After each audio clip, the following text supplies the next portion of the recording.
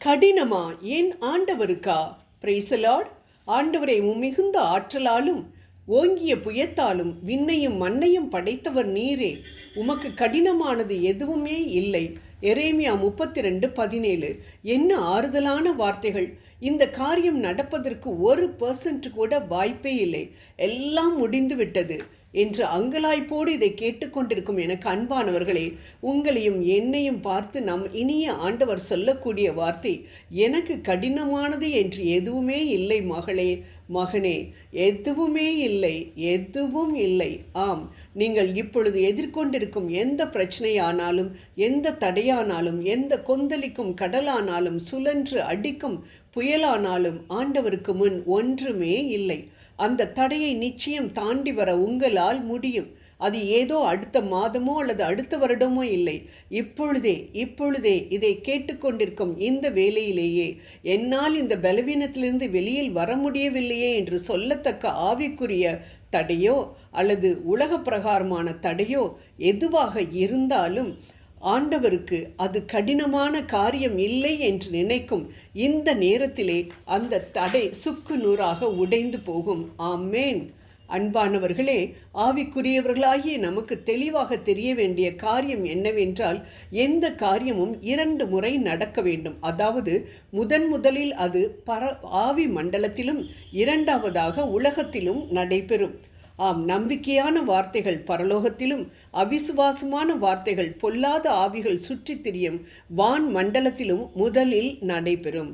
அதன் பின் தான் அது உலகத்தில் நடைபெறும். ஆம் அன்பானவர்களே, இந்த நேரத்தில் நாம் எதிர்பார்க்கும் காரியம் நாம் கண் முன்னே உலகில் நடைபெறாவிட்டாலும் நம்பிக்கையினால் பரலோகத்தில் உருவாகிவிட்டது என்று நாம் நம்பும் பொழுது அது பரலோகத்தில் நடந்துவிட்டது. ஆம், ஆண்டவர் எனக்கு கடினமானது எதுவும் இல்லை என்று சொல்லிவிட்டார்.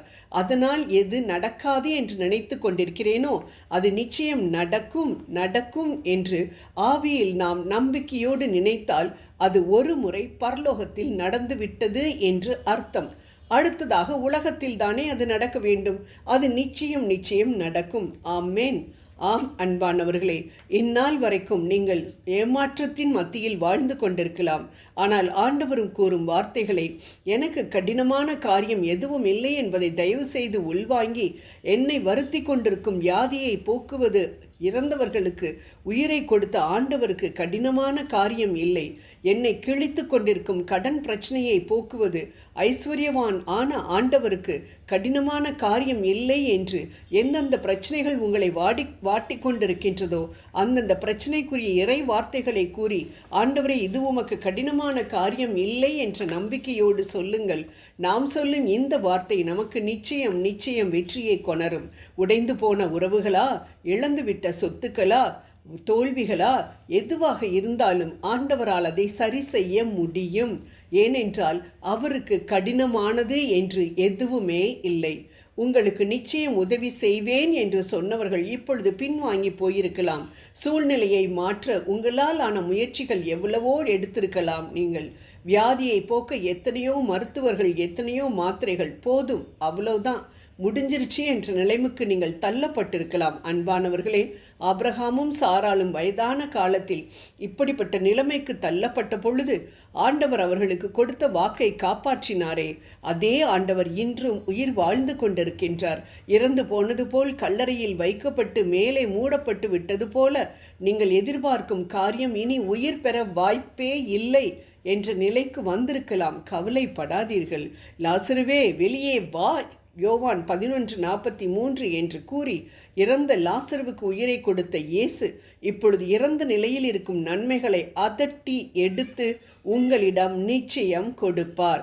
ஏனென்றால் அவரை தேடும் அவருடைய பிள்ளைகளாகிய உங்களின் கண்ணீரை பார்த்து கொண்டு இருக்க முடியாத தகப்பனாச்சே அவர். அதனால் ஜெபம் செய்வோம். நீங்கள் நினைப்பதற்கும் வேண்டுவதற்கும் அதிகமாக செய்யக்கூடியவன் நான் என்ற எங்கள் அன்பு தெய்வமே, இதோ எங்களது பிரச்சனைகளை, எங்களது வியாதியை ஒவ்வொன்றாக கண்முன் நாங்கள் வைக்கின்றோம். நீர்தாமே அவற்றிற்கு நிச்சயம் ஒரு விடுதலையை கொடுப்பீர் என்ற நம்பிக்கையுடன் காத்திருக்கும் எங்களுக்கு நீர் அருள் புரிவீர் என்ற நம்பிக்கையில் உமக்கு நன்றி கூறுகின்றோம். ஆமேன்.